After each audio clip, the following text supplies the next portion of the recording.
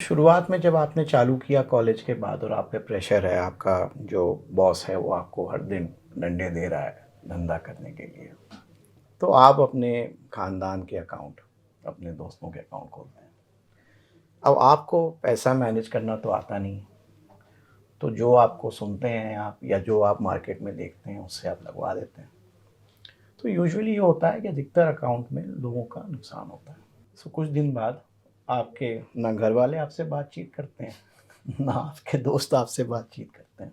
आप कट जाते हैं उस दुनिया से। बट तब तक आपको पैसे की लत लग जाती है, बिकॉज़ कमीशन मिलता है जब आप धंधा करते हैं। ऐसा भी होता है, अच्छा ऐसा भी होता है, अच्छा ऐसा भी होता है, अच्छा ऐसा भी हो सकता है। तो मैंने उनसे कहा कि तुम्हें डर नहीं लगता है? तुम ऐसे जाते हो पैसा लेके। वो मैन पर्स उन्होंने हमको खोल के दिखाया, उसमें 2 लाख रुपए थे। उस समय 1000 रुपए का नोट चलता था। तो मैंने कहा डरना क्या है? 40 लोग हैं इस फ्लाइट में मेरे साथ। और मैं ये कहानी सुनी, बड़ी इंटरेस्टिंग कहानी थी। तो मैं फिर जब गोवा पहुँचा तो मैं गया कसिनो वहाँ पे। तो मैंने असल में पाया कि जो कसिनो फ्लोर है उसमें 25-30% लोग फार्मर्स थे, हिंटरलैंड के इंडिया के, वो दिखता था। और सब दारू में तट। एंड बुद्धिस्ट स्क्रिप्चर्स में कहीं 3 सेक्सों का करंट है। तो वहाँ पे इनकी स्वीकृति ज़्यादा है। वैसे ये पैदा होते हैं, पैदाइशी गे मेल होते हैं जिनको और लोग पसंद होते हैं, बट इनके मन में कहीं ये फीलिंग होती है कि ये गलत बॉडी में फंसे हुए हैं, गलत बॉडी में पैदा हो गए हैं। मन से ये सोचते हैं कि ये स्त्री हैं, बट ये हैं पुरुष की बॉडी में।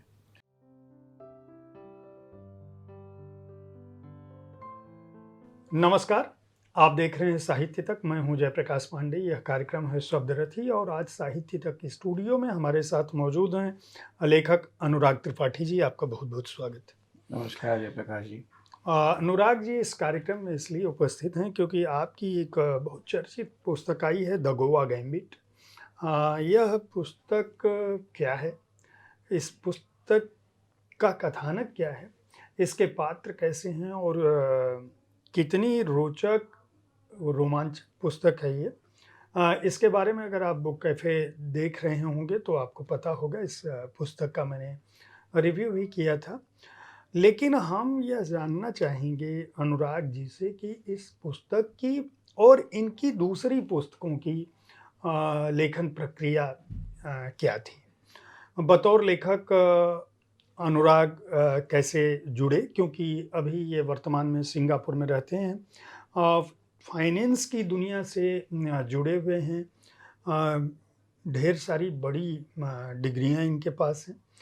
तो एक लेखक के रूप में, एक फाइनेंसर के रूप में, एक व्यक्ति के रूप में और एक भारतीय के रूप में जो भारतीय सिंगापुर में पिछले 1 दशक से अधिक समय से रह रहा है। क्या कुछ इनके अनुभव हैं वो सब जानेंगे आपके लिए। अनुराग जी, स्वागत मैं कर चुका हूँ और इस पुस्तक के लिए सबसे पहले मैं आपको बधाई दूँगा। बधाई इसलिए दूँगा कि यह पुस्तक बहुत ही रोचक शैली में एक ऐसी दुनिया के बारे में हमें बताती है जिसके बारे में हम लोग फ़िल्मों में, मतलब हमारी उम्र के लोग और नई पीढ़ी के लोग भी, कैसीनो भारत में अभी भी भारत की जो मुख्य भूमि है, उसके लिए अभी भी एक कह सकते हैं कि सपनों की दुनिया है, जिसे हम पर्दे पर देखते हैं या किसी सीरियल में देखते हैं या कहीं विदेश जाते हैं तो देखते हैं। जी। उस दुनिया को आपने बड़ी ही रोचक और रोमांचक तरीके से लिखा है। तो बतौर लेखक आपकी शुरुआत कैसे हुई? सबसे पहले सवाल मेरा ये है इस पुस्तक पर बात करने से पहले। तो मैं हमेशा एक स्टोरी टेलर रहा हूँ पांडे जी। एंड 2013 में कुछ ऐसा हुआ कि मेरी पत्नी की नौकरी लगी सिंगापुर में। मैं उस समय यहाँ काम कर रहा था इन्वेस्टमेंट बैंकिंग लाइन में। तो हम लोगों ने डिसाइड किया कि हम सिंगापुर मूव करेंगे, ये जानते हुए कि शायद वहाँ पे मुझे इन्वेस्टमेंट बैंकिंग की लाइन में नौकरी ना मिल पाए। सो मुझे एक मौका मिला 2013 में जब मैं सिंगापुर गया कि जो मेरे पीछे एक लेखक छुपा हुआ था वो आगे निकल के आया। एंड मैंने 6-8 महीने के बाद जो है अपनी पहली पुस्तक लिखना शुरू की, जिसका नाम कला युग था, आर्ट मार्केट के ऊपर, इंडिया में जो आर्ट मार्केट थी उसके ऊपर। उस समय इंडिया में एक रविंद्रनाथ टैगोर का एक गैलरी ने एग्जीबिशन किया था उनकी पेंटिंगों का, एंड उसमें काफ़ी हंगामा हुआ था पेंटिंगों को लेके। कुछ लोगों ने कहा था कि कई पेंटिंग्स उस गैलरी में फेक थी, फेक पेंटिंग्स थी। तो इससे मेरी रुचि उस टॉपिक पे आई और फिर मैंने आर्ट मार्केट के ऊपर रिसर्च करना चालू किया और मैंने पता किया कि आर्ट मार्केट दुनिया की एक मार्केट है जो अनरेगुलेटेड है। कोई रेगुलेटर नहीं है आर्ट मार्केट में, तो जो चाहे वो कर सकता है जैसे चाहे। सो ये काफ़ी इंटरेस्टिंग था क्योंकि मैं खुद एक स्टॉक मार्केट का खिलाड़ी था जहाँ की इतनी रेगुलेशंस हैं, सेबी है आपका, एंड काफ़ी एक्टिव रेगुलेटेड सेक्टर है स्टॉक मार्केट। तो मुझे नज़र आया कि एक आदमी अगर स्टॉक मार्केट का जो खिलाड़ी है वो जाके आर्ट मार्केट को मैनिपुलेट करे तो कितने आसानी से कर सकता है। तो ये कला युग की यही कहानी है। क्या बात है! आपने तो बड़ा ही मतलब आपने शुरुआत भी की तो एक ऐसे ही फ़ील्ड से जिस पर मुझे लगता है कि कला और कला क्षेत्र में अपराध जी और वहाँ भी आर्थिक अपराध। जी जैसे 2 बातें हमारे दर्शकों को भी पता चली होंगी, मेरे लिए भी ये जानकारी नहीं है कि आर्ट मार्केट का कोई रूल्स एंड रेगुलेशन नहीं है। और हम बराबर जैसे अखबारों में पढ़ते रहे हैं कि कोई किसी भी पेंटिंग के बारे में सुनते हैं कि वो करोड़ों में उसकी नीलामी हुई, कभी सुनते हैं कि ये पेंटिंग चोरी हो गई, कभी सुनते हैं कि सरकार ने या किसी बड़े कॉर्पोरेट हाउस ने किसी पेंटिंग को किसी वॉल पे लगाया, वो इतने करोड़ की है, इतने लाख की है। तो हमें कुछ आइडिया नहीं होता और कई बार हम लोग सोचते हैं कि इसका मूल्य आखिरकार में कौन तय करता है। और कोई पेंटिंग करोड़ों अरबों की हो जाती है, कैसे हो जाती है? तो एक बड़ी जिज्ञासा सी रहती थी। और अभी आपने कहा कि नहीं, इसका कोई रूल्स एंड रेगुलेशन नहीं है। तो आपने इतनी मतलब आपने लेखन की शुरुआत की और पहली ही पुस्तक आपने इतना एक क्रूशियल फ़ील्ड की। अ, पहली किताब लिखने में कितना समय लगा था आपको रिसर्च वगैरह लेते हुए? तो मैंने ये 2014 में रिसर्च चालू की थी और 2015 अंत में ये किताब ख़त्म हुई थी। 6-8 महीने रिसर्च की थी और 1 साल में लिखी थी और 2016 में ये किताब नवंबर में छपी थी फाइनली। आपकी जो दूसरी पुस्तक थी दलाल्स स्ट्रीट, जी अ, एक तरफ कला, दूसरी तरफ दलाल्स स्ट्रीट और तीसरी तरफ कैसीनो। जी ये सारे एकदम एक दूसरे से मैं कहूँगा कि विपरीत क्षेत्र हैं। जी अ, कला की दुनिया का जो व्यवसाय है उसकी उसमें जो इन लोगों की अभिरुचियाँ हैं वहाँ एकदम अलग तरह के लोग उस फ़ील्ड में काम करते हैं, जो थोड़ा अभिजात भी हैं, थोड़ा उनको समझ भी है, एकदम अलग तरह के लोग। दलाल्स स्ट्रीट की विषय वस्तु क्या थी और उसको लिखने के पीछे क्या आपकी सोच थी? उसके बारे में थोड़ा हमारे दर्शकों को बताएँ। सो दलाल स्ट्रीट मुझे नेचुरली आई लिखने के लिए बिकॉज़ मैं यहाँ पे 2007-8 में एक रिटेल इक्विटी ब्रोकिंग आउटफिट का सीईओ हुआ करता था एंड हमारे पास 500-700 रिलेशनशिप मैनेजर थे जो लोगों के पैसे लगवाते थे मार्केट में। तो मैंने उनकी ज़िंदगी काफ़ी करीब से देखी थी और इसी ज़िंदगी को उस किताब में दर्शाया गया है। होता क्या है कि सेल्स एंड कमीशन का जॉब है, तो इन लड़कों पे जो नए-नए कॉलेज से निकल के आते हैं, इन पे काफ़ी प्रेशर होता है परफॉर्मेंस के लिए। शुरुआत में प्रेशर होता है इसलिए ये काम करते हैं। कुछ दिन के बाद ये पैसों के लिए काम करते हैं। तो शुरुआत में जब आपने चालू किया कॉलेज के बाद और आप पे प्रेशर है, आपका जो बॉस है वो आपको हर दिन डंडे दे रहा है धंधा करने के लिए, तो आप अपने ख़ानदान के अकाउंट, अपने दोस्तों के अकाउंट खोलते हैं। अब आपको पैसा मैनेज करना तो आता नहीं, तो जो आपको सुनते हैं आप या जो आप मार्केट में देखते हैं उससे आप लगवा देते हैं। तो यूजुअली ये होता है कि अधिकतर अकाउंट में लोगों का नुकसान होता है। सो कुछ दिन बाद आपके ना घर वाले आपसे बातचीत करते हैं ना आपके दोस्त आपसे बातचीत करते अब कट जाते हैं उस दुनिया से। बट तब तक आपको पैसे की लत लग जाती है, बिकॉज कमीशन मिलता है जब आप धंधा करते हैं। तो शुरुआत में आपको धक्का दिया जाता है तो आप काम करते हैं, उसके बाद पैसा आपको खींचता है। तो इस किताब में ये जो करप्शन है मॉरल, ये दिखाई गई है। ये किताब 4 दोस्तों के बारे में है जो कॉलेज से पास आउट करते हैं, 4 दोस्त, और फिर कैसे वो नौकरी की इस लाइन में, ब्रोकिंग में, एक दूसरे से compete करते हैं और उसमें कौन सर्वाइवर है। ये किताब इसके बारे में। ये जो मैंने 3 किताबें लिखी हैं, कला युग, दलाल स्ट्रीट, गोवा गैम्बिट, इन तीनों में एक कॉमनैलिटी है, ये तीनों किताबें ग्रीड और एम्बिशन के बारे में। सेक्टर अलग है, बट जो आदमी का, जिसको मैं निहारना चाहता हूँ, जो आदमी को मैं दिखाना चाहता हूँ, वो ये है कि ग्रीड और एम्बिशन में आदमी किस तरह के मॉरल डिलेमा जो होते हैं उनको फेस करता है। ये अलग अलग इंडस्ट्री में दिखाया गया है। पहला वाला आर्ट मार्केट में, दूसरा स्टॉक मार्केट में, क्योंकि स्टॉक मार्केट में भी आप पैसे के पीछे दौड़ रहे हैं तो आप किसी के पैसे उड़ा दे रहे हैं, उसका तो नुकसान हो रहा है, बट आपको मंथ एंड में कमीशन मिलता है। कमीशन इस पे नहीं मिलता है कि आपने उसके लिए पैसे बनाए कि नहीं बनाए, इस पे मिलता है कि आपने कितनी ब्रोकरेज इनकम कमाई, कितना उसको ट्रेड कराया। तो उसमें कॉन्फ्लिक्ट ऑफ इंटरेस्ट है। आपको पैसे मिलते हैं क्योंकि आपने काम कराया, इससे मतलब नहीं आपने उनका नुकसान कराया कि नहीं कराया, राइट। सो मॉरल डिलेमा है। बट जब एक बार पैसे की लत लग जाती है तो आदमी शुरुआत में सो नहीं पाता है, बट बाद में आदमी गहरी नींद सोने लग जाता है। अगर मैं गोवा गैम्बिट की बात करूं, जी। चूंकि इस किताब को मैंने अभी हाल में ही पढ़ा है और इसके पात्र और इसकी कहानी पूरी मेरे दिमाग में है। आ, गोवा गैम्बिट में कई तरह के पात्र हैं, ठीक है। जी। एक अभिनेता है जो किसी ज़माने में सुपरस्टार हुआ करता था, बड़ा स्टार हुआ करता था। अब उसको लोग पहचानते नहीं हैं, उसके अपने कॉम्प्लेक्स हैं, उसकी पारिवारिक ज़िंदगी की अपनी कहानियाँ हैं।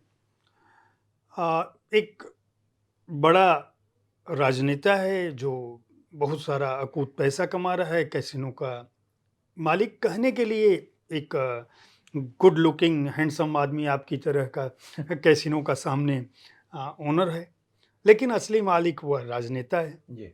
उस राजनेता की अपनी कुछ मानसिक कह सकते हैं, शारीरिक कह सकते हैं, या प्लेजर के लिए उसकी अपनी कुछ पसंद नापसंद है, जो आपने किताब में बहुत खुल के लिखी है। मैं फिर अपने दर्शकों को कहूँगा कि द गोवा गैम्बिट को आप ज़रूर खरीद कर पढ़ें, क्योंकि यह उपन्यास जो है वह आपको उस दुनिया की सैर कराता है जिसको आप वाकई केवल पर्दे पर देखते हैं, और उसके पीछे की हकीकत क्या है वह यह किताब बताती है। हर पात्र की ज़िंदगी के अपने किस्से हैं, और वो पात्र ऐसे हैं जो सामान्य तौर पर आपके इर्द गिर्द नहीं घूम रहे होते हैं। एक बात यह भी बता दूं, लोग ऐसी कहानियां चुनते हैं जो पात्र उनके आसपास हैं। गोवा गैम्बिट के पात्र ऐसे हैं जो आपके लिए हर पात्र आपकी अपनी ज़िंदगी से थोड़ा दूर होगा, यानी जिसको आप देख रहे होंगे, जिसके लिए आपके मन में सपने होंगे। ये इसकी पृष्ठभूमि कैसे बनी थी इस किताब की, और ये जो पात्रों का इतना अलग अलग क्लास लिया है, और इनको पढ़ते समय हमें लगता है कि ऐसा भी होता है, अच्छा ऐसा भी होता है, अच्छा ऐसा भी होता है, अच्छा ऐसा भी हो सकता है। और सामान्य एक और दिक्कत है कि जब हम कोई जासूसी या अपराध उपन्यास पढ़ते हैं तो ये अनुमान लगा पाते हैं कि इसके अंत में क्या हुआ होगा। गोवा गैम्बिट में ये अनुमान लगाना बहुत मुश्किल है, क्योंकि यहाँ पता ही नहीं चलता शुरू से आखिर तक कि इसमें नायक कौन है और खलनायक कौन है। तो मैं चाहूँगा कि थोड़ा विस्तार से, जितने विस्तार से मैंने सवाल पूछा है उतने विस्तार से आप थोड़ा इसके बारे में। ठीक। तो मैं 2016 में एक फ़्लाइट पे गोवा जा रहा था। मेरे बगल में एक सज्जन बैठे हुए थे, 22-23 साल के। उनके पास कोई सामान नहीं था, एक मैन पर्स कैरी कर रहे थे, तो इसलिए मुझे रुचि हुई उनसे बात करने में। तो मैंने बात किया तो उन्होंने मुझे बताया कि वो गोवा में कसिनो खेलने जा रहे थे, एंड वो कंपल्सिव गैम्बलर थे। उस साल 15 बारी गोवा जा चुके थे, 22-23 साल के। मैंने उनसे पूछा आप करते क्या हैं, तो पता चला वो फार्मर थे और उनकी ज़मीन थी दिल्ली एनसीआर के सबर्ब्स में, जो उन्होंने एक रियल एस्टेट डेवलपर को बेची थी। तो घर में काफ़ी पैसा आया हुआ था, उनके ही घर में नहीं, उनके पूरे गांव में सबके यहाँ पैसा आया हुआ था। तो मैंने उनसे कहा कि तुम्हें डर नहीं लगता है, तुम ऐसे जाते हो पैसा लेके। वो मैन पर्स उन्होंने हमको खोल के दिखाया, उसमें 2 लाख रुपए थे, उस समय 1000 रुपये का नोट चलता था। तो मैंने कहा डरना क्या है, 40 लोग हैं इस फ्लाइट में मेरे साथ। उनका मतलब पूरा गांव जा रहा था गोवा में कसिनो खेलने के लिए। तो मैंने पूछा उनसे, मेरी रुचि बढ़ी, मैंने कहा कैसे ये हुआ कैसे। तो कहे कि हम लोग के पास पैसा आया, 15 दिन के अंदर बैंक वाले आए तो हम लोगों ने उनको भगा दिया, क्योंकि हम लोग के पास तो कभी पैसा ही नहीं था, तो हम लोग को सेविंग वेविंग तो आता नहीं। बट हमने हमेशा ज़िंदगी में सैक्रिफाइस किया है, क्योंकि हमारे पास पैसा नहीं था। तो जब पैसा आया तो हमने खूब खर्च किया। तो सब ने बढ़िया घड़ी, बढ़िया गाड़ी, आपने गाड़ी ली तो बगल वाले को भी लेनी थी। और मड हाउसेस थे, वो टूट के जो है ब्रिक हाउसेस बन गए। सड़क नहीं थी गांव में, बट गाड़ी सबके घर के आगे खड़ी थी, जो उसने मुझे कहानी सुनाई। तो ऐसे ही वो अपना पैसा उड़ा रहे थे, तो शायद खबर गोवा पहुंची। तो गोवा वालों ने अपने कसिनो एजेंट भेजे कि इसके पहले कि सब पैसा इधर उधर उड़ा दें, कुछ पैसा शायद ये गोवा में भी आ जाए। तो शायद 6-8 महीने के बाद ये कसिनो एजेंट आए इन गाँव में, और इन लोगों ने जो 5-6 बड़े काके थे वहाँ पे, उनको पकड़ा और उनको जंकेट पे ले गए गोवा।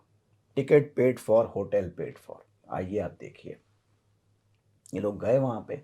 अब इनकी जो एंटरटेनमेंट थी तब तक, वो सिनेमा हॉल टूटा जो होता है गांव में, वो था। अब सडनली आप ऐसे लोगों को जाके गोवा में बेली डांसर के सामने बोतल खोल के बैठा दीजिए, तो ये लोग तो मतलब दूसरी दुनिया में पहुंच गए। तो ये लोग वापस जब आए तो इन लोग ने कहा कि भाई एक स्वर्ग है गोवा में, और इन्होंने ये कहानी सुनाई बाकी गांव वालों को। तो अगले महीने जो है 50 लोग गए, उसके बाद 100 लोग, ऐसे करके। इसने मुझे बताया कि उस इलाके में हर गांव में लोग गोवा जाते हैं कसिनो खेलने के लिए। एंड वो जैसे टर्माइट होता है, दीमक, कि एक विलेज में जब पैसा ख़त्म हुआ तो वो सब कसिनो एजेंट दूसरी विलेज चले गए उसके बाद। और दिल्ली भी बढ़ रहा था उस समय, गुड़गांव भी बढ़ रहा था।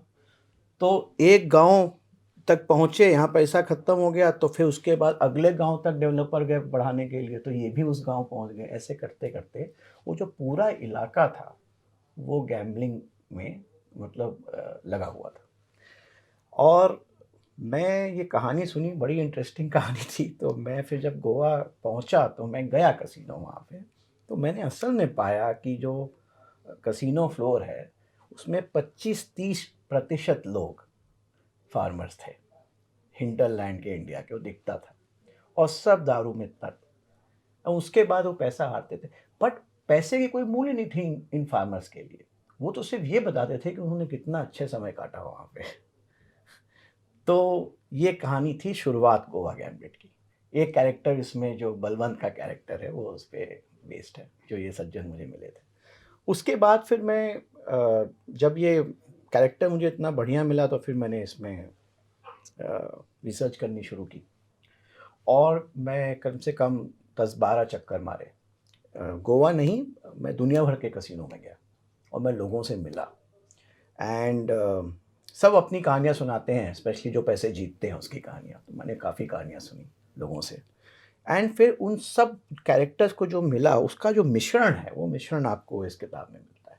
तो इसमें जो 10-12 मेन कैरेक्टर हैं वो किसी एक कैरेक्टर पे शायद बेस्ड नहीं है, वो 3-4-5 लोगों के चेरी पिकिंग जैसे कहते हैं, जो बेस्ट चीज़ें थी वो निकाल के एक कैरेक्टर, फिर एक अच्छा कैरेक्टर बनाया तो एक स्ट्रॉन्ग उसके अगेंस्ट खड़ा करने के लिए भी कैरेक्टर बनाना था, तो फिर उस तरफ थोड़ी रुचि बढ़ी तो वहाँ पे एक कैरेक्टर ढूंढा। ऐसे करके जो है ये पूरी किताब तैयार हुई है। अनुराग जी, दो गोवा गैम्बिट में एक चरित्र बहुत मज़ेदार है। हालांकि इसके सारे ही पात्र बहुत रोचक हैं, लेकिन कैसीनो में काम करने वाली दो लड़कियों की बात मैं करूँगा। एक लड़की जो किसी बड़े अभिनेता की बेटी होती है, जो अपनी पहचान छुपा के वहाँ काम कर रही होती है, और दूसरी जो लड़की है जो लेडी बॉय के तौर पर वहाँ आती है और उसकी ज़िंदगी की घटनाओं को आपने ज़िक्र किया है। जब हम इन दोनों कैरेक्टर्स को पढ़ते हैं तो यह पाते हैं कि जिस एक तरफ एक लड़की है जो बहुत मतलब जिसको लेडी बॉय आप कह रहे हैं, एक टर्म्स हिंदी के लोगों के लिए नया होगा, हिंदी भाषी लोगों के लिए। तो मैं ये लेडी बॉय का जो कैरेक्टर था, इसको आपने कैसे बुना और क्या आप क्योंकि वो बहुत मध्यवर्गीय क्या निम्न मध्यवर्गीय परिवार की लड़की है जी, और या लड़का है जो भी कहिए, जी, अभी चूँकि मेरे लिए मुझे सही शब्द उसके लिए नहीं मिल रहा है। और दूसरी तरफ वो लड़की जो एकदम एलीट परिवार में पैदा हुई लेकिन माता-पिता के झगड़े के चलते उसकी स्थिति ये होती है कि वो अपने पिता को छोड़ के और अपनी पहचान छुपा के वो रहती है। और फिर वो अपने फ़ादर से कोई मदद भी नहीं लेना चाहती है, यहाँ तक कि वो बार-बार जब बिग कैसीनो जाता है, उसकी कहानी हमारे दर्शक अगर इस किताब को पढ़ेंगे तो जानेंगे। मैं इन दोनों कैरेक्टर्स का जिस तरह से आपने अ ब्यौरा दिया है और जिस तरह से इनको सामने रखा है इनके बारे में थोड़ा डिटेल से जानना चाहूँगा क्योंकि इनको पढ़ते समय कहीं भी एक बड़ी बात ये है कि ग्लैमर के साथ-साथ बहुत एक हार्ट टचिंग स्टोरीज़ साथ-साथ चलती हैं। तो सर ये जो लेडी बॉय ट्रांसजेंडर कैरेक्टर है, इसके लिए मैं थाईलैंड गया था फुकेत में, और मैंने 4-5 ऐसे कैरेक्टर्स को मिल के उन्हें इंटरव्यू किया था। और एक हफ्ते में ये कैरेक्टर तैयार हुआ था। और मैंने पता किया वहाँ पे, तो एक तो समझने की कोशिश की कि होता क्या है, क्योंकि हमें भी नहीं पता था। तो बेसिकली लेडी बॉय का जो कैरेक्टर है ये थाईलैंड में ही फेमस है, वहीं पाया जाता है। उसका कारण ये है कि थाईलैंड रूरल एरियाज़ में लोग बुद्धिस्ट होते हैं, एंड बुद्धिस्ट स्क्रिप्चर्स में कहीं 3 सेक्सों का करंट है। तो वहाँ पे इनकी स्वीकृति ज़्यादा है। वैसे ये पैदा होते हैं, पैदाइशी गे मेल होते हैं जिनको और लोग पसंद होते हैं, बट इनके मन में कहीं ये फीलिंग होती है कि ये गलत बॉडी में फंसे हुए हैं, गलत बॉडी में पैदा हो गए हैं। मन से ये सोचते हैं कि ये स्त्री हैं, बट ये हैं पुरुष की बॉडी में। तो 4-5 साल की उम्र में इनका फ़र्क आने लग जाता है और फिर ये उस सेगमेंट से अलग हो जाते हैं। एंड फिर यूजुअली बड़े होते वक्त ये जो एक और लेडी बॉय जो पहले इस प्रोसेस के थ्रू जा चुकी हैं, उनको अपना बहन बना के उनसे सीखते हैं और फिर ये एक नए उसमें चले जाते हैं। तो रूरल थाईलैंड में काफ़ी मिलते हैं। सिटीज़ में ये आते हैं तो एक्सप्लॉइट होते हैं सेक्स इंडस्ट्री में। तो आपको लेडी बॉयज़ हर जगह मिलेंगी, बैंकॉक में मिलेंगी। कहने का मतलब ये है कि वहाँ पे इनकी वॉइस इसलिए है बिकॉज़ रूरल एरिया में इनको स्वीकृति है। होना तो चाहिए इनको दुनिया भर में, बट दुनिया भर में इनके बारे में हम क्यों नहीं सुनते हैं? बिकॉज़ शायद इनके पास वॉइस नहीं है। ये एग्ज़िस्ट करते हैं, बट ये कभी निभर के बाहर निकल नहीं पाते हैं बिकॉज़ इनके पास उस शहर में ये वॉइस नहीं है।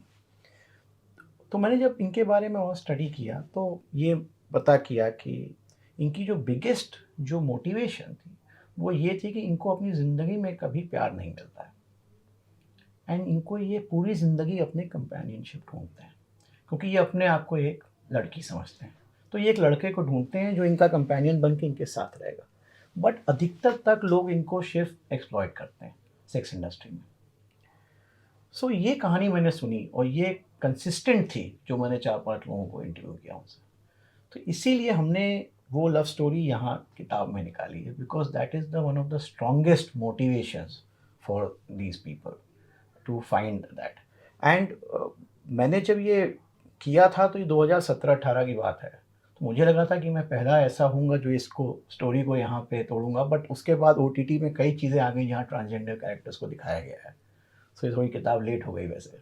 सो इस तरह से ये इसका चालू हुआ था इसका। जो आप दूसरा जो लड़की का बता रहे हैं, निशा का कैरेक्टर जो है, तो वो कैरेक्टर किसी से बातचीत करके ये कैरेक्टर निकला है, या किसी से फैमिलीज़ में होता है, स्पेशली फैमिलीज़ जो थिएटर साइड पे या क्रिएटिविटी साइड पे होती हैं। एंड उसमें क्या होता है अधिकतर कि बच्चे अनड्यू प्रेशर में रहते हैं बिकॉज अपने पिताजी या अपनी माँ के परफॉर्मेंस के चलते हुए।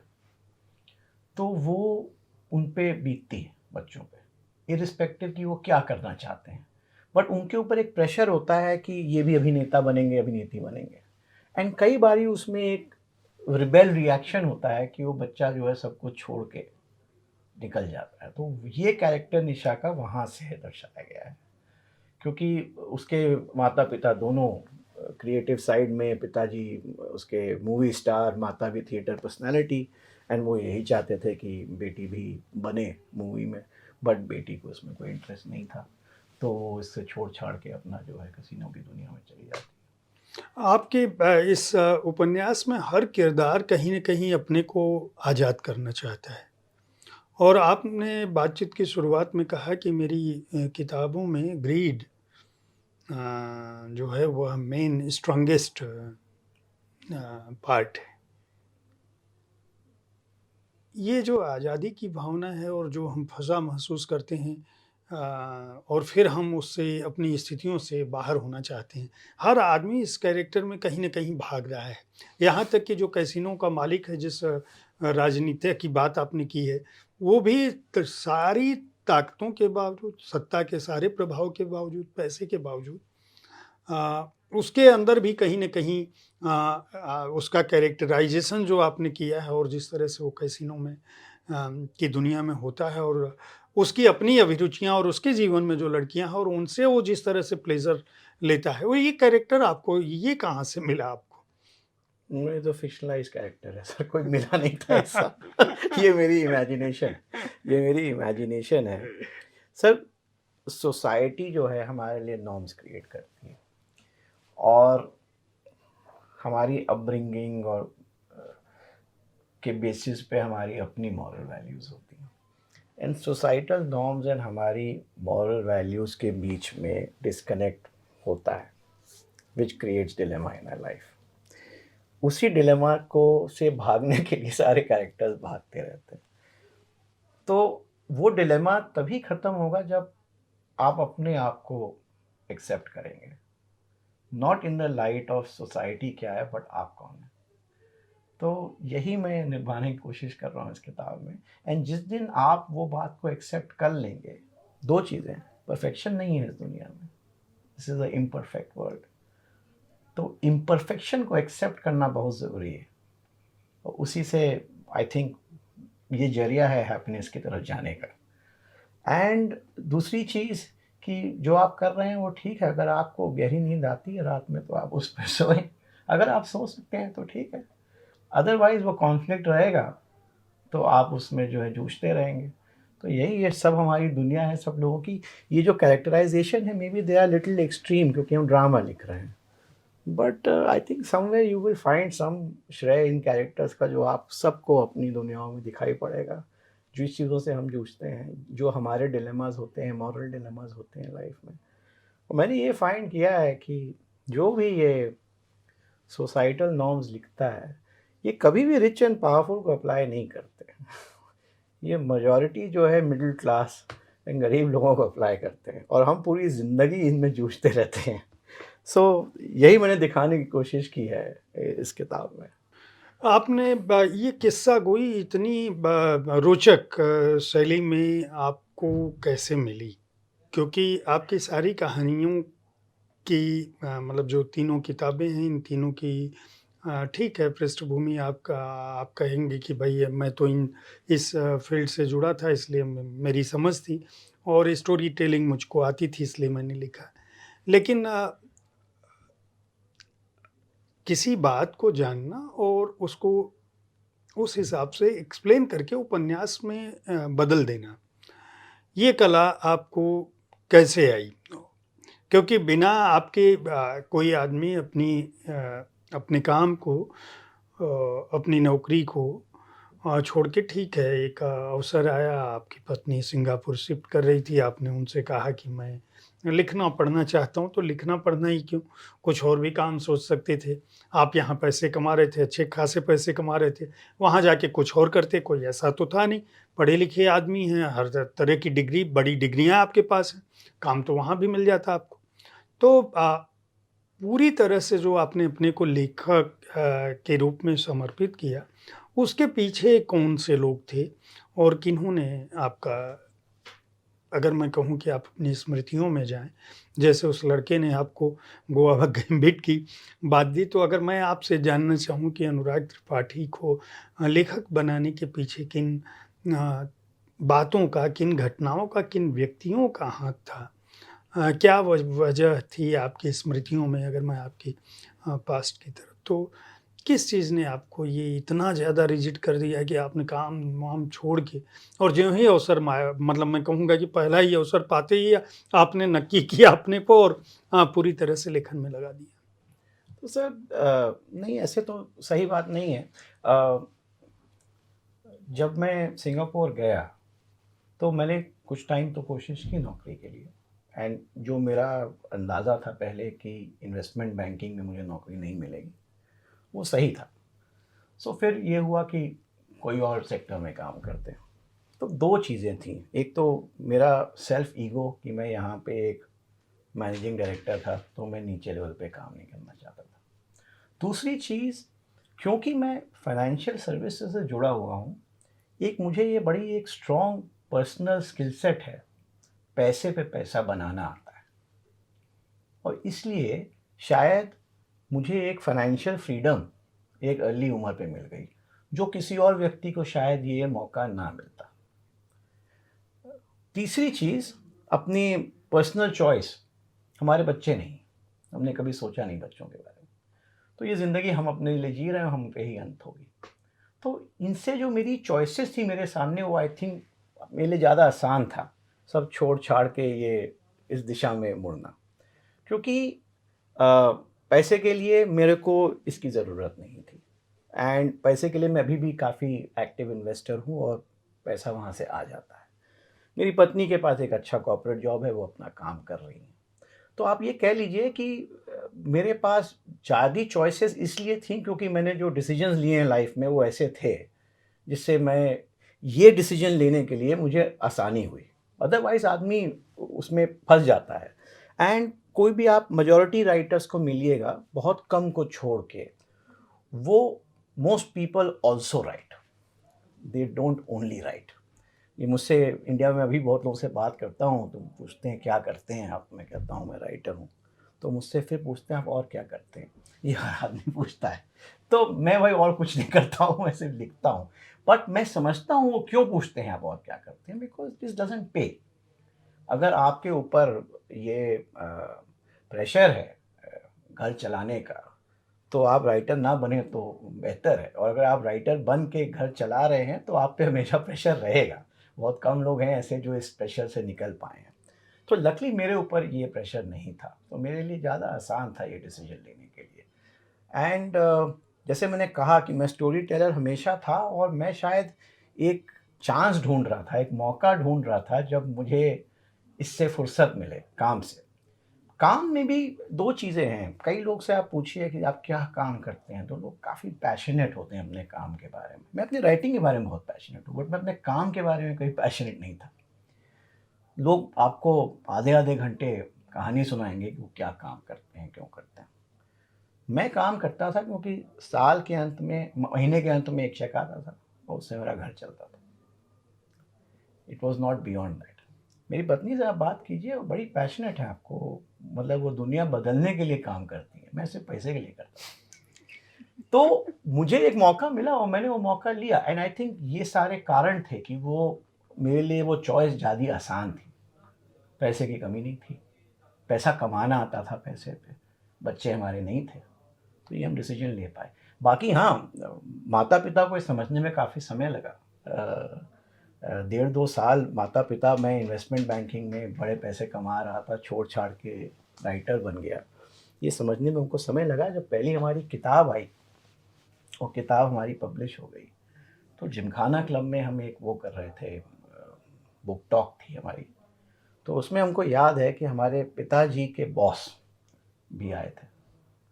तो उन्होंने हमारे पिताजी को बोला कि we are in the company of an intellectual, और वो हमें बोल रहे थे। उस दिन हमारे पिताजी का रवैया बदला।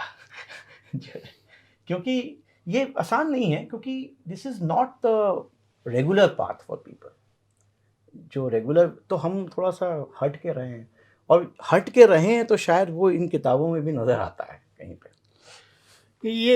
इसका बैकग्राउंड क्या था? दरअसल मेरा सवाल आपकी नौकरी छोड़ने के बाद के लेखन से नहीं था। मेरा हाँ, सवाल इस पर भी है कि बचपन की वो स्मृतियाँ जहाँ से आपको आपको ये आभास कब हुआ कि मैं स्टोरी टेलर हूँ और बन सकता हूँ? क्या किसी ने आपको कहा? क्या आप कॉलेज, स्कूल के दौर में ऐसा थे? बचपन में आप कोई कहानियाँ सुन रहे थे? आखिर आपके दिमाग में ये बिल्ट कैसे हुआ कि मैं इसके लिए बना हूँ और अंततः ज्यों ही आपको अवसर मिला, आपने वो काम कर दिया? ठीक है, आपको सुविधाएँ थी, लेकिन सुविधाएँ तो इस देश में बहुत सारे लोगों के पास है, जी, लेकिन हर आदमी तो लेखक नहीं बनता। जी, केवल आर्थिक रूप से स्वतंत्रता हर आदमी को तो लेखक नहीं बनाती। अनुराग त्रिपाठी अपना समय ऐसी चीज़ों में लगा रहे हैं जो उनकी रुचि का क्षेत्र है और वो लेखन है। उसके लिए आपने अभी बताया कि गोवा गैम्बिट के लिए आप 12 बार, 15 बार आपने यात्रा की। जी, तो 15 बार गोवा गए तो वो ठीक है, पैसे थे, गए। दूसरे लोग जा रहे हैं, वो आपने जिन गाँव वालों को बताया वो भी जा रहे हैं। लेकिन वो खेलने जा रहे हैं, ठीक है, उनको प्लेज़र है। आप लिखने के लिए जा रहे थे। तो वो कौन-सी बात थी आपको पहली बार जो आभास हुआ कि मैं स्टोरी टेलर हूँ और मुझे लिखना चाहिए यार? सर औ मैं आप कोई आज अगर मुझे कहानी सुनाएँ, तो मैं 3 दिन के बाद आपको वही कहानी वापस सुना सकता हूँ, क्या बात! और आपकी जो कहानी थी, वो मेरी कहानी उससे ज़्यादा रुचि रखेंगे आप। क्या बात! हाँ, ये बात है, यही कारण है, और मज़ेदार बात ये है कि कई बार मैं भूल जाता हूँ कि मैं उसी व्यक्ति को उसकी कहानी वापस सुना देता हूँ। तो वो मुझे बताता है कि भाई ये हमारी कहानी थी। ये है, एंड ये शुरुआत से रहा है, स्कूल से रहा है कि जब हम कहानी सुनाते थे तो लोग आके खड़े हो जाते थे। हुँ, मतलब एक भीड़ इकट्ठा हो जाती थी, और काफ़ी पैशन के साथ कहानी सुनाते थे, एंड उस कहानी में लोग ये नहीं समझ पाते थे कितना सच है और कितना झूठ है, कितना बनाया हुआ है और कितना। तो ये है एक कला मेरे में काफ़ी सालों से है, और ये मुझे पता है और मुझे बताया गया है, बहुत लोगों ने मुझे बताया है, एंड बड़े कन्विक्शन और बड़े पैशन के साथ मैं कहानी सुनाता हूँ, तो लोगों को सुनना अच्छा लगता है। बट ये बदल जाएगा कि मैं इसको उतार पाऊँगा, ये मुझे नहीं पता था। ये मैंने एक रिस्क लिया था। बट आई थिंक, क्योंकि मैं अभी भी कहता हूँ कि मेरी राइटिंग आई थिंक में इतनी शक्ति नहीं है, जितना मेरी प्लॉटिंग में है और कैरेक्टराइज़ेशन में। राइटिंग मेरी इवॉल्व हो रही है, बेहतर होती जा रही है। इस नॉवल में और बेहतर है as compare to the last 2, and hopefully मैं और ग्रो करूँगा जैसे मैं और लिखूँगा। बट मेरी प्लॉटिंग एंड कैरेक्टराइज़ेशन बहुत स्ट्रॉन्ग है, एंड उसी चक्कर में मेरी किताबें मतलब नहीं, निकल मुझे जाती हैं। ऐसा लगता है कि देखिए जिस विषय को आप चुन रहे हैं और जो आपके जी, लेखन का क्षेत्र है, पढ़ने में चूँकि रीडेबिलिटी किसी भी किताब की लोकप्रियता का जो पैमाना है, वह उसकी लेखन शैली और उसकी भाषा है। जी, और ये दोनों आपके पास है। इसको बहुत आपने कठिन नहीं बनाया है। अगर जी, मुझे कठिन किताबें पढ़नी होगी तो क्लासिक्स पढ़ेगा कोई भी। जी, जी, फिर वो टॉल्स्टॉय वगैरह को पढ़ेगा और थॉमस हाँ, हार्डी को पढ़ेगा। जी, कार्ल पॉपर को पढ़ेगा, जी, ठीक है। ग्रीन को पढ़ेगा। जी, जी, अगर उसको इतना ही ज़्यादा क्लासिक्स की जी, ज़रूरत है जी, तो जी, इलियट को पढ़ेगा। जी, अगर वो अनुराग त्रिपाठी को उठा रहा है तो उसको पता है कि हाँ, ये किताब इस तरह की है। ये जो लोकप्रिय लेखन है, मैं हाँ, इसको जी, कहूँगा। जी, मास मार्केट, जी। आप लोकप्रिय लेखन की तरफ क्यों आए? आपके दिमाग में ये क्यों नहीं आया कि मैं कोई क्लासिक टाइप किताबें लिखूँ या ऐसी किताबें लिखूँ जो अम, आज के लिए नहीं हों, बल्कि अ, आने वाले समय के लिए हों या अतीत के लिए हों या हिस्ट्री का हिस्सा हों? सर, पढ़ाई-लिखाई में कभी अंग्रेज़ी तो इतनी पढ़ी नहीं थी। हुँ, मैं मतलब अंग्रेज़ी 12वीं तक पढ़ी थी, उसके बाद मैंने इकोनॉमिक ऑनर्स किया था, तो मेरे पास कोई इंग्लिश लिटरेचर की डिग्री नहीं। तो आई थिंक वो कॉन्फिडेंस नहीं था कि कोई क्रिटिकली अक्लेम्ड ऐसे लिटरेचर की किताब लिखी जाए। बट क्योंकि कहानी बनाना मुझे आता था, तो इसलिए आई थिंक मास मार्केट की तरफ सिंपल इंग्लिश लैंग्वेज में कि नॉर्मल आदमी इसको पढ़ सके और इसको इसका आनंद ले सके, उसकी तरफ मैं गया। एंड यही ऑब्जेक्टिव था शुरुआत से। पहला किताब भी लिखा तो मैं पब्लिशर के पास जब गया तो मैंने उनको यही कहा कि ये किताब पढ़ के कोई किसी भी कॉकटेल पार्टी पे जाके आर्ट मार्केट के ऊपर, जो कि काफ़ी कठिन सब्जेक्ट है, आधे घंटे का ज्ञान दे सकता है। तो उनको ये बात पसंद आई, उन्होंने कहा ये तो भाई फिर देखना पड़ेगा। और मैंने कहा मैंने लिखा ऐसे है कि वैसे तो आपको आर्ट मार्केट पे बड़ी बड़ी किताबें मिलेंगी, पर उसको पढ़ेगा कौन? बड़ी कठिन है, समझ नहीं आता है। तो मैं उनको समझ के ये नॉवल लिखा हूँ जो आप कहानी कहानी के तौर में पढ़ लीजिएगा, एंड जब आप इसको पढ़ लीजिएगा तो आप रियलाइज़ कीजिएगा कि अरे आप तो इतना सीख गए हैं इसके बारे में कि आप किसी से इस विषय पे बात कर सकते हैं काफ़ी टाइम तक। तो यही आई थिंक मैं मूल्य लाता हूँ, यही सही है दलाल स्ट्रीट में भी कि आप स्टॉक मार्केट सब समझ जाइएगा क्या होता है, क्या खेल होता है। और इसको आपने पढ़ा है तो आपको काफ़ी अच्छा आइडिया लग गया होगा कसिनो इंडस्ट्री के बारे में। तो मैं एक एक इंडस्ट्री उठाता हूँ एक एक करके, और इसमें एक डैन ब्राउन का बड़ा फेमस कोट है जो हमने पढ़ा था जब हमने किताब लिखना शुरू किया था, कि ऐसा कुछ टॉपिक पकड़ो जिसके बारे में तुम्हें कुछ नहीं आता है, तो जब तुम उसके बारे में पढ़ोगे तो तुम भी सीखोगे और तुम लोगों को भी सिखाओगे, एंड उससे तुम्हारी रुचि बनी रहेगी जब तुम लिखते रहोगे। तो आर्ट मार्केट के बारे में कुछ नहीं जानता था मैं जब मैंने वो लिखना शुरू किया। स्टॉक मार्केट मुझे पता थी, इसलिए कायदे से तो मुझे पहली किताब द लास्ट स्ट्रीट लिखनी चाहिए थी, बट हमने नहीं लिखी इसीलिए क्योंकि हम कोई नया टॉपिक उठाना। कसिनो अगेन ठीक है, हम कसिनो गए हुए हैं एक दो बारी, जो है एज अ सोशल गैम्बलर की जगह अंदर जो है 1000-2000 रुपये खेल लिया, थोड़ी देर घूमे घूमे आ गए, बट ये इंडस्ट्री को फिर हमने अलग से पूरा अगर इवेल्युएट मैं किया। आपसे पूछूं कि आपका प्रिय लेखक कौन है, ये और अगर ये भी पूछूं कि आपके ऊपर किनका प्रभाव, अगर मैं कहूं कि इसको पढ़ के आप लेखक बने या इसकी राइटिंग आपको बहुत प्रभावित करती है, या आप ऐसा होना चाहते हैं? तो सर मैं जब बड़ा हो रहा था तो मेरे पिताजी ने मुझे जेम्स हैडली चेज़ की पहली किताब दी थी।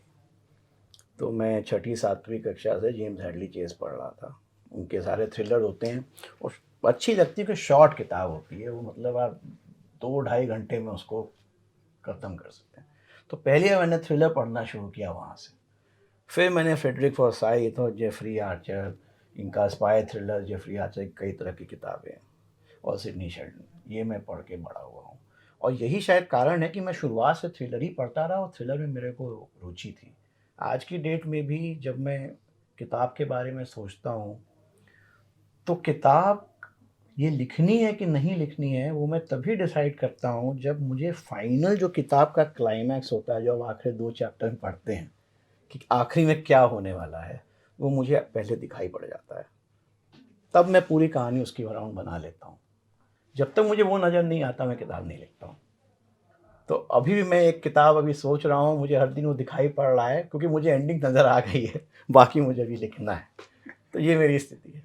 तो मैं इन लोगों से प्रभावित हुआ हूँ, and I think I have arrived there. फ़र्क यही है कि थ्रिलर्स में मेजॉरिटी मैंने अभी तक कमर्शियल थ्रिलर्स लिखी हैं। इसमें जो है पैसे के बारे में, greed, ambition, these are the commonalities in these books. तो इसमें स्टेक बढ़ाना चाहता हूँ मैं। तो स्टेक तो अल्टीमेट ज़िंदगी का होता है आदमी की। तो मैं सोच रहा हूँ कि नेक्स्ट थ्रिलर अब मैं क्राइम पे लिखना चाहता हूँ। ये मेरे लिए नया टॉपिक होगा, and it's a challenge that I want to take, a crime thriller. तो अगली किताब आपने डिस्क्लोज कर दी है, हाँ, it will be field a क्या क्राइम। होगा?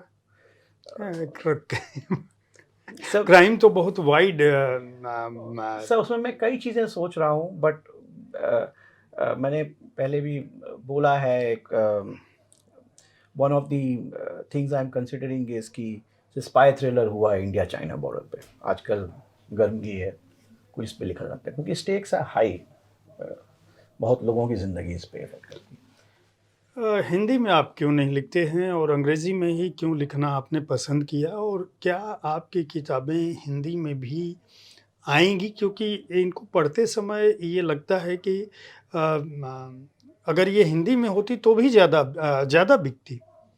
नहीं, आपका बहुत अच्छा सवाल है ये, और मैं पिछले 2-3 साल से इन किताबों को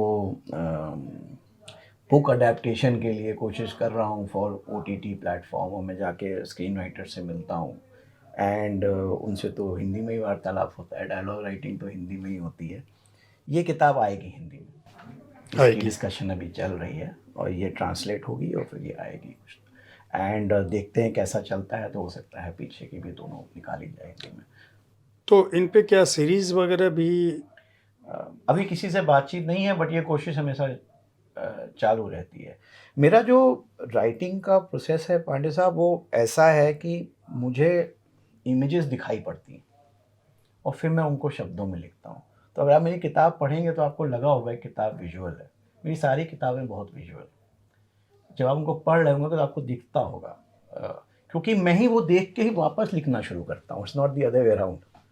तो उस हिसाब से अच्छा, दूसरा किताब में काफ़ी डायलॉग राइटिंग भी है, तो स्क्रिप्ट में इसको कन्वर्ट करना थोड़ा आसान है और इतनी नरेटिव वॉइस नहीं है इसमें, क्योंकि मेजॉरिटी जो बातचीत हो रही है वो सामने सामने हो रही है। तो इसकी अडेप्टेशन जो है स्क्रीन प्ले के लिए हो सकती है। सो मैं कोशिश कर रहा हूँ, बिकॉज डिस्कवरी में आप जानते ही होंगे लोग पढ़ते हैं, बट लोग अब कम पढ़ते हैं, स्पेशली फ़िक्शन लोग काफ़ी कम पढ़ते हैं। नॉन फिक्शन किताबें भी काफ़ी बिकती हैं।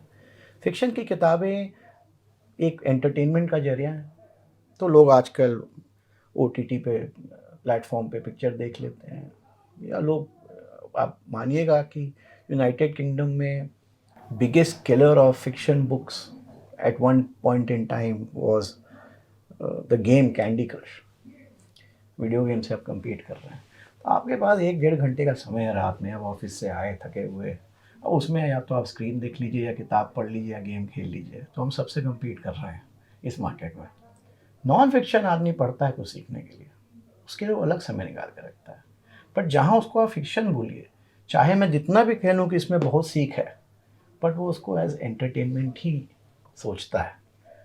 तो डिस्कवरी के लिए बहुत ज़रूरी है कि ये किताब जो है इसकी अडेप्टेशन हो, क्योंकि अगर ये नेटफ्लिक्स पे या किसी भी चली जाती है, एक सिंगल शो 5 मिलियन लोग देखते हैं, 5 मिलियन लोग और 10,000 पे आदमी बेस्ट सेलर बनता है इंडिया में, फ़र्क बहुत है। बहुत आपसे बातचीत बहुत ही रोचक रही अनुराग, और मैं आपको शुभकामनाएं दूंगा कि आप ऐसे ही अगली किताब आप जल्दी से लिखें और फिर हमारे स्टूडियो में आएँ ताकि हमें बातचीत का अवसर मिले। साथ ही ये किताब हिंदी में आए तो हिंदी के भी पाठक हमारे जो दर्शक हैं वो खरीदें और समझें। और इसकी भाषा के बारे में मैं पहले भी बोल चुका हूँ। द गोवा गैम्बिट उत्तर प्रदेश, बिहार, मध्य प्रदेश, झारखंड, छत्तीसगढ़, राजस्थान, देश के जिस भी हिंदी भाषी हिस्से में आप रह रहे हैं, आपको पढ़ते समय कहीं भी ये असुविधा नहीं होगी कि आपको अंग्रेज़ी नहीं आती। अगर आप को भाषा की थोड़ी भी समझ है तो यह किताब आपके लिए बहुत ही उपयोगी है। आप अंग्रेज़ी भी सीखते जाएंगे और आपको आनंद भी आएगा। तो उस लिहाज से भी इस पुस्तक को खरीद कर आप पढ़ सकते हैं। नियोगी बुक्स ने इसको प्रकाशित किया है। 450 रुपये इसका मूल्य है।